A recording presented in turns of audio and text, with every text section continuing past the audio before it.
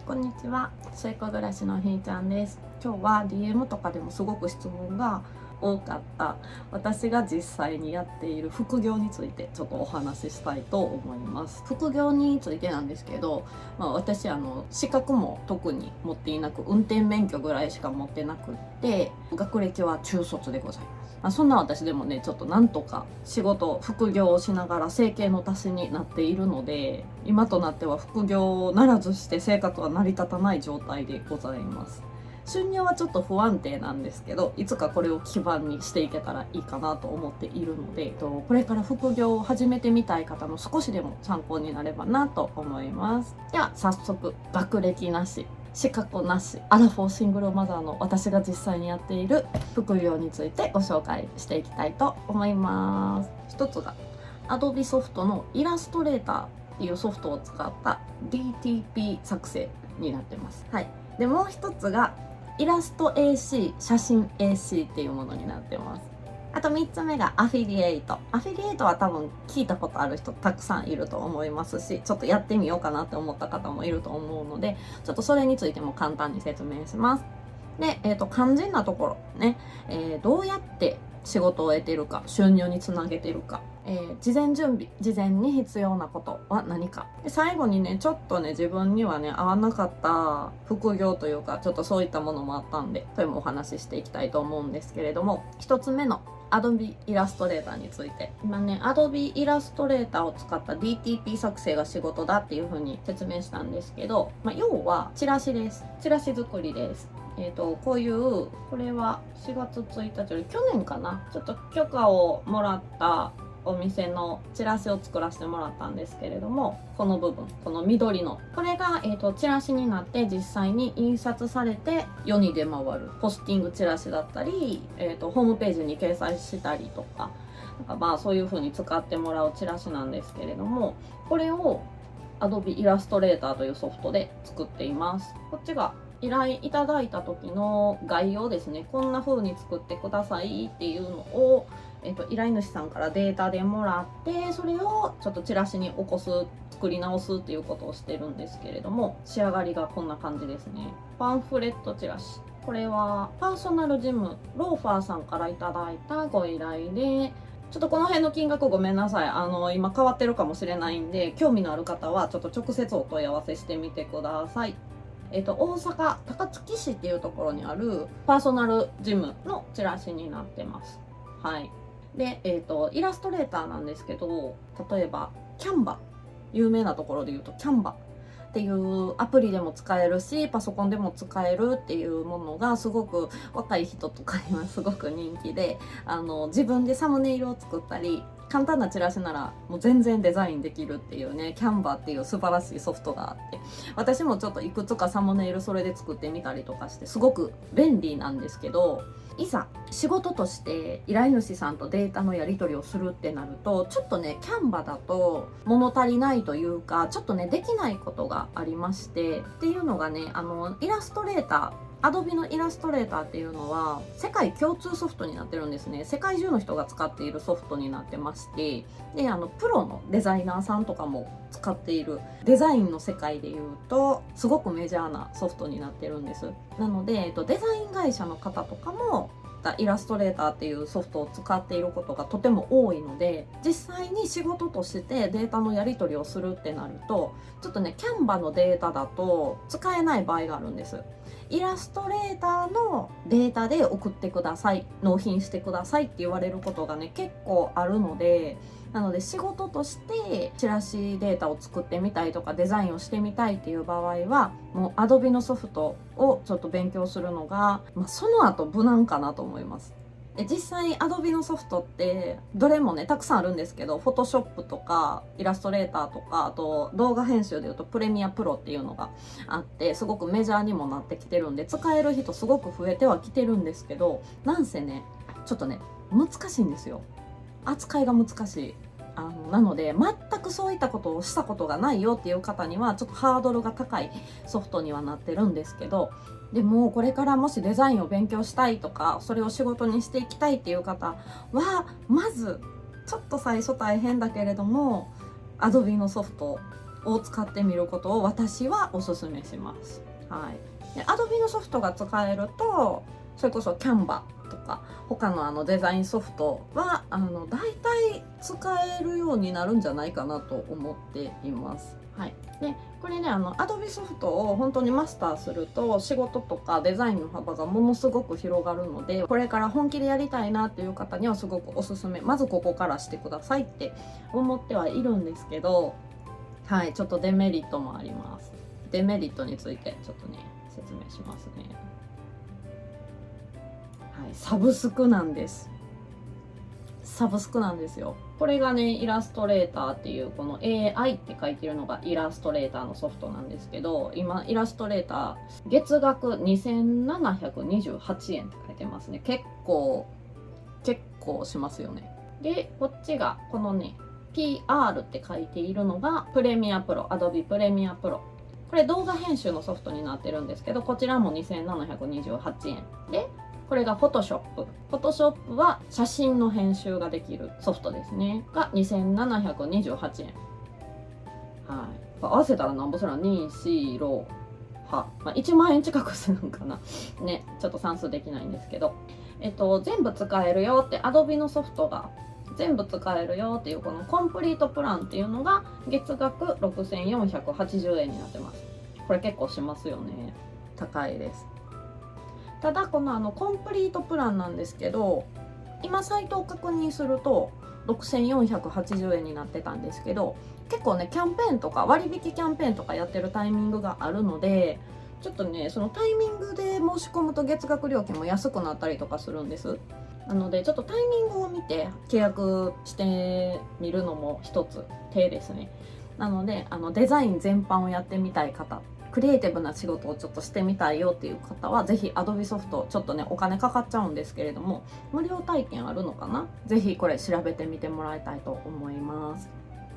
これがイラストレーターを使った私の1つ目の副業になってます。はい、次に2つ目、イラスト AC、写真 AC。これがどういったものかについて簡単に説明します。これはねさっきお話ししたイラストレーターとかフォトショップがあるからやってるっていうのもあるんですけど、なくてもできます。はい、これがイラスト AC の画面です。パソコンで検索して調べてみてください。はい、これ何かご存知の方きっとたくさんいらっしゃるとは思うんですけど、無料で商用利用が OK な素材をダウンロードできるソフトなんです。素材っていうのが写真だったりイラストだったりってするんですけど、そのイラスト版がイラスト AC、 こちらの画面になってます。こんな風にねお絵描き今出てますね。梅雨やから梅雨のなんかイラストが需要あるのかな、おすすめですみたいな感じで、こういったね素材を無料でダウンロードすることができるんですけど、逆に無料で、提供することもできるんです。吹き出しのセットとか結構デザインの仕事をしていると使うことが多くて、自分で一から作っていると結構手間なので、こういったソフトをダウンロードして使わせてもらうっていうことも結構あります。自分でこういったお絵描き iPad でお絵描きしたものやイラストレーターのソフトで作ったデザインをこちらのイラスト AC にクリエイターとして投稿することができます。それで、投稿したデザインが誰かにインストールしてもらえると報酬が発生するっていう風な仕組みになってます。ただ1回ダウンロードされるとだいたい4円の報酬を得ることができるんですけど、お金に換えるには5000円以上の累計が必要になってくるんですね。なので、4円を5000円にするってなると単純に1000回ダウンロードされても4000円なんで、ちょっと1000回以上ダウンロードしてもらわないといけないっていうのが一つハードルにはなってます。はい、でそれと同じく写真 AC っていうものがあるんですけど、これもイラスト AC の兄弟版みたいな形で同じく商用利用 OK な写真のデータをダウンロードすることができるサイトになってます。はい、こちらが写真 AC の画面になってるんですけど、さっきとイラスト AC との違い分かりますか？ここにサンプルで出ているのが、はい、写真ですね。さっきはお絵描きのイラストになってたんですけど、かわいいベイビーちゃんとか、はい、こういった写真がねたくさんありまして、植物、食べ物、街並み、でこれも私たちの手元に届いているチラシだとかブログのバナーになってたりとかっていう風な商用利用 OK の画像になっているので、これをダウンロードして使わせてもらうっていうこともよくあります。イラスト AC と同じくここに投稿することができます。写真ならね特殊な技術は特にいらないので投稿しやすいんじゃないかなって私は思ってるんですけど、ただねこれ画像を見ていると結構やっぱりクオリティは高いです。カメラが趣味な人とかはすごく簡単でいいのかなって思うので、そういった方はぜひ登録してみてもらえたらなと思うんですけど、これも同じく換金には5000円以上の、はい、累計ダウンロード必要になってくるので、ちょっとハードルが高い。お金にするまではちょっと時間がかかってくるかなと思います。あとねこれイラスト AC と写真 AC の共通のちょっと注意点なんですけれども、ここに投稿した時点で著作権は自分からこのフリーサイトの方になるんですね。あとですね、商用利用 OK っていう扱いになるので、例えば自分の顔が写っている写真とかを投稿してそれがダウンロードされちゃうと、自分の顔が知らないところでチラシに使われていたり、なんか加工されて使われてたりなんかゴミ箱に捨てられてたりとかしたらちょっとショックかもしれないな。でそういったことが起こり得ますので、人物が写るときは細心の注意を払って投稿することが大事かなと思います。はい、写真が趣味だよっていう方にはすごくいいフリーサイトになってると思うので、カメラや写真を使ったお小遣い稼ぎをしたいっていう方にはすごくいいサイトかなと思うのでおすすめです。はい、はい、3つ目がアフィリエイトです。アフィリエイトって多分たくさんの人が聞いたことがあるし知ってるよ、でもあんまりお金にならへんのちゃうみたいな感じで、換金するまでのボーダーに到達する前に諦めてしまう方がとても多いんですけれども、私はアフィリエイトもやっています。で大まかに言うと広告をクリックしてもらうっていうのがアフィリエイトになるんですけれども、有名なところで言うと A8 ネット、あと Google アドセンス、あと楽天ルームなんかもアフィリエイトになってきますよね。Amazon アソシエイトとかたくさん今世の中にはアフィリエイトがあって、その楽天ルームとか Amazon アソシエイトっていうのは自分が紹介したものを購入してもらえるとそこで、報酬が発生するっていうようなものになってるんですけど、人気で有名なインフルエンサーの方なんかだとねどんどんクリックしてもらえたりするのかもしれないんですけど、無名な人がなかなかそれを紹介しても報酬までたどり着くのになかなか時間がかかるのが現状かなって思います。私はちょっと半分寝かしているような状態でやってるんですけれども、それでもちりつも何もしないよりかはいいなということでアフィリエイトの方も登録しております。でアフィリエイトの使い方、無名な自分が顔出しもしていない、 YouTube もやってない、 SNS も何もやっていないっていう方がアフィリエイトを運用するちょっとした方法というか、私の使い方っていうのをちょっと最後の方に説明しようと思います。その前に、どうやってイラストレーターのチラシを作ってくださいっていう依頼をもらうかっていうことなんですけれども、はい、一つがクラウドソーシングです。もうね今となってはクラウドソーシングってかなりメジャーになってきてると思うんですけれども、王道のクラウドワークスとランサーズに登録しています。ここでまず自分のプロフィール、何ができるかっていうのを作っておきます。しっかり作ります。私だとチラシを作ることができます。 DTP 制作ができます、アイコン作れます、名刺のデザインができますっていうことを PR としてできるだけ埋めます。でそのプロフィールができたら仕事探しをします。仕事を探すっていう画面を今ちょっと見てるんですけれども、本当に多種多様な仕事の募集がありまして、私だとそのデザイン系の仕事を探すことが多いんですけれども、最近はYouTube の動画編集のはい、お仕事とかも結構ありますね。自分で YouTube は運営したいわけじゃないんだけど、動画編集は得意だよっていう方とかはぜひとも動画編集はね結構単価がいいものが多い気がします。そういうちょっと特殊なイラストレーターとか動画編集っていうのはできないよっていう方も、ライティングの仕事とか結構ありますね。ライティングっていうのは文書作成、ブログの編集とかそういったことが多いんですけれども、私ねちょっと苦手なんですよ、この辺のこと。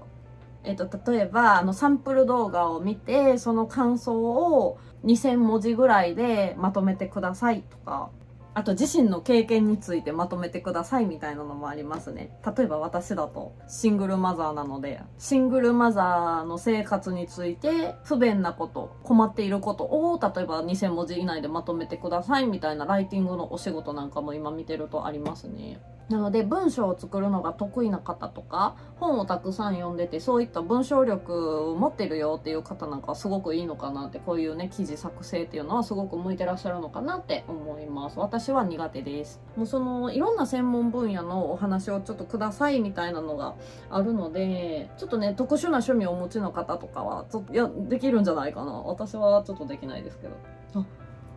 あとね、今見てるとね、英文のライティングとかもありますね。すごい。そっか、英語得意な方必見ですね。英語できる方なんかだと、こういう特殊な仕事を募集していることがあるので、結構ね、特殊な仕事って単価が良かったりとかするので、王道のクラウドワークス、ランサーズっていうのは、ちょっと登録だけでもしておくと、何かひょっとした時に自分にぴったりの仕事が見つかるかもしれないので、はい、いいかなって思います。で、私はこのクラウドソーシングで仕事をゲットしてるっていうのがあるんですけれども、最近はねあんまりちょっと実はやっていなくて、たまに開いて見てるかなっていうぐらいなんですけど、それなぜかというと、これもね実際に入金されるまでの金額に到達するまでのハードルが高いんですね。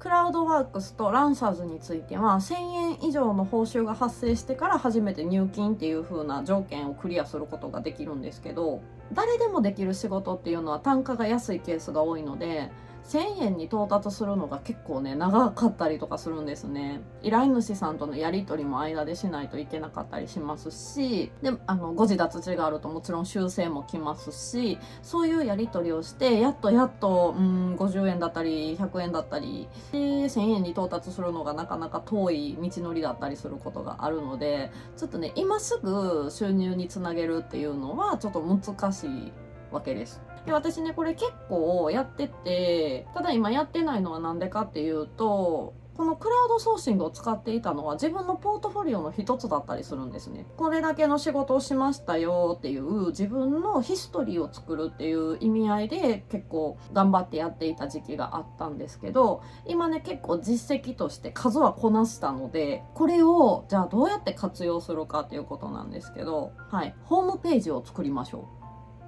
で、その作りましょうっていうのも私の話なんですけど、私はホームページを自身のデザインをするよっていうフリーランスとしてホームページを作ってます。で、そこに、今まで作ったデザインをサンプリングとして載せていたり紹介していたり、あとそうですね、そのクラウドワークスとリンクさせて、でクラウドソーシングで私に依頼した人がホームページまで見に来るだったり、逆にホームページで私を知った人が、この人どんな仕事をしているんだろうっていうのでリンクでクラウドソーシングの方に行って確認するっていう、この行き来ができるようなもののためにホームページを作ってます。で、ホームページなんですけど、これねフリーランスで副業をしたいなと思ってる方にはまず作ってほしいなと思います。なんでかっていうと、ホームページがあると自分のプロフィールが勝手にどんどん蓄積されていって、豊かなプロフィールが出来上がっていくんですね。で、実際チラシを作りたいな、誰に頼んだらいいんだろうとか思った方が検索した時に、例えばなんか空っぽのホームページ、全然知らない、顔も知らない人のホームページにたどり着いたけど、どんなデザイン作ってるかもさっぱりわからないっていう状態だと、ちょっと依頼するの怖いですよね。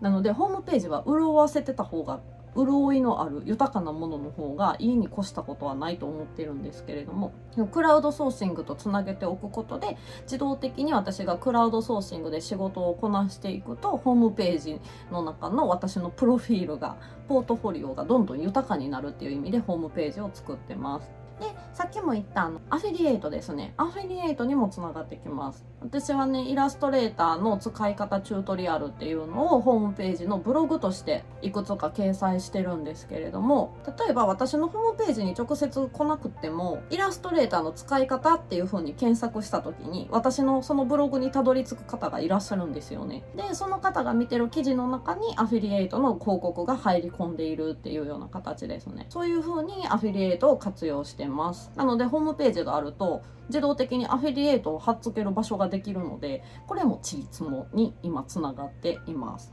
はい、なので事前準備としてホームページは作っておくといいかなって思いますね。で私の場合そのホームページのポートフォリオがだいぶ潤ってきたので、クラウドソーシングの力をちょっと今ペースダウンさせていって、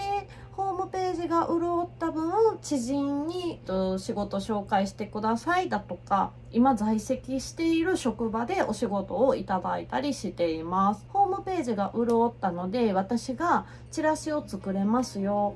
お仕事依頼くださいねっていう風な声かけをした時にそのホームページを見せることができるんですね。はい、ホームページだけ持っていても中身が空っぽだと人が見た時に何ができるかさっぱり何にも伝わらないので、ある程度ホームページが潤ってから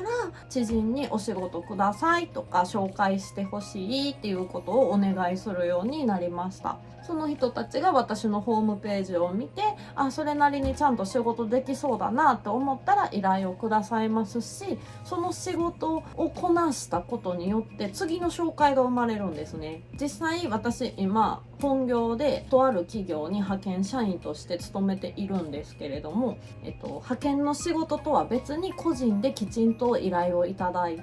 報酬もいただいてお仕事をしたんですけれども、それが結構喜んでいただけて、で今その紹介で別の企業さんからお仕事をいただくことができたりしています。なのでホームページを作っててよかったなって思ってます。ホームページの作り方なんですけど、今無料でホームページ結構作れるソフトもあるので、ぜひともねそういうサイトを活用してみるのがいいんじゃないかなと思うんですけど、私はホームページはワードプレスっていうものを使っていて、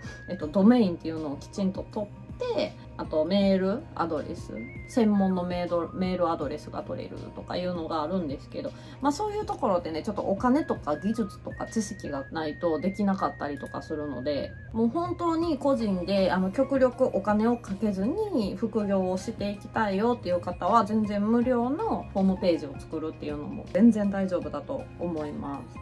で最初にイラストレーターがよくってちょっとキャンバじゃ使えないよみたいなことを言ったんですけど、そのホームページ作成キャンバでもできるようになってるみたいですね。すごいですね。ちょっとね私も作ってみようかなって思ってるんですよ。 YouTube 用に自分のちょっとポートフォリオ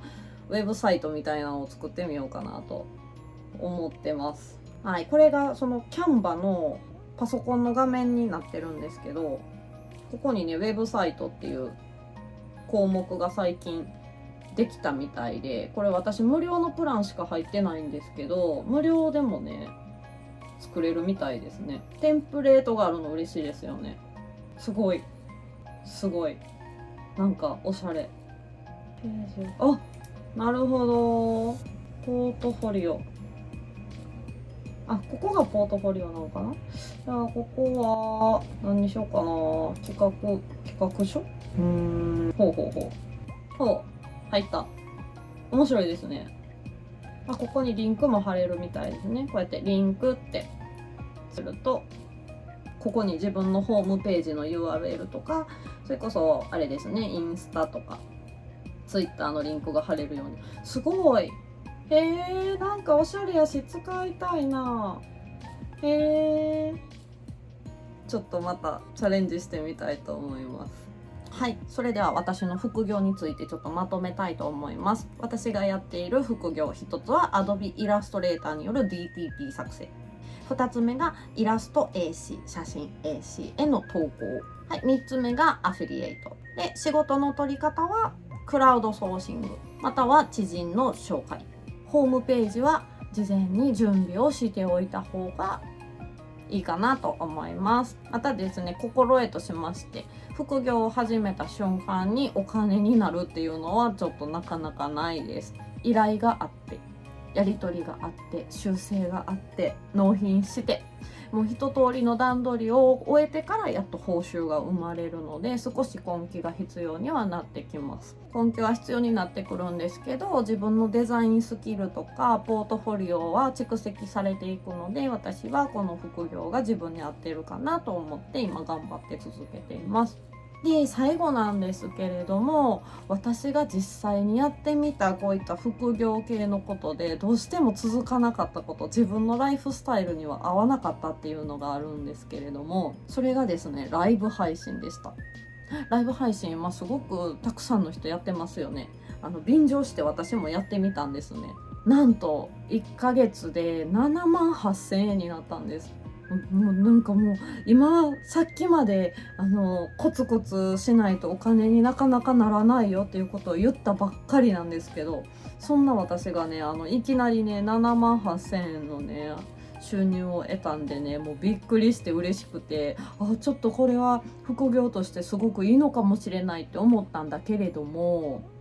私のライフスタイルではちょっと続けることが難しかったですね。なぜかというとね、時間がかかります。単純に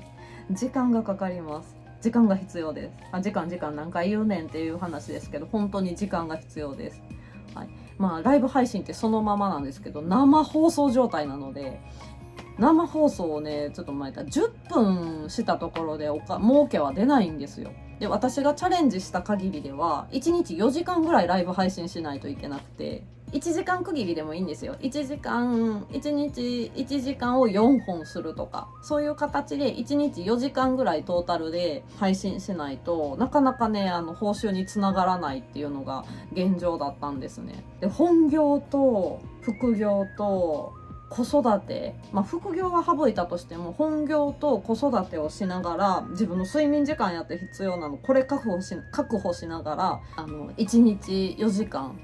ライブ配信をするっていうのはね、かなり私はね体力削られました。1ヶ月で得た報酬っていうのは短期で得た報酬としてものすごく良かった実感はあったんですけれども、継続するにはね体力と時間が必要っていうことが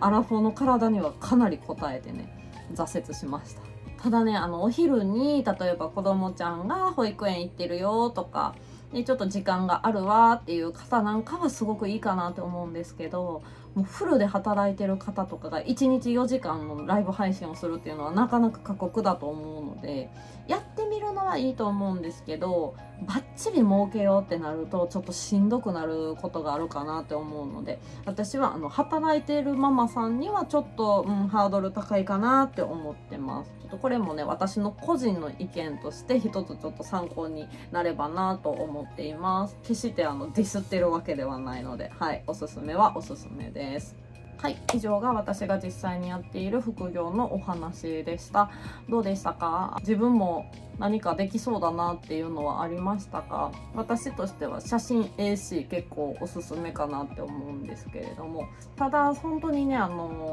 実際お金に換えるってなるとなかなか根気が必要なんですけど、何もしないよりかは何かした方がいいかなって私は思ってます。はい、これらの仕事でですね、私が実際に得ている月々の報酬は0円から5万円ぐらいが相場になってます。なんで0円があるかというとですね、0円っていうのはその月に納品がなかったケースがほとんどですね。仕事自体は動いてて請け負っている状態で作業をしているんですけれども、納品までに時間がかかっていたり納期がまだ先だったりとかってなってくると、その月は0円です。で、納期が重なった仕事の時は結構まとまって入ってくることがあるので、私は今の現状で一応満足はしてるんですけれども、ただねちょっとね夜中に作業することもあってしんどい時もありますが、楽して稼ぐのはなかなかできないってことですね。はい。ぜひぜひね、ちょっとこれからね、副業やってみたいよっていう方がいたら、ちょっとでも参考になればなと思います。それでは最後までご視聴ありがとうございました。バイバイ。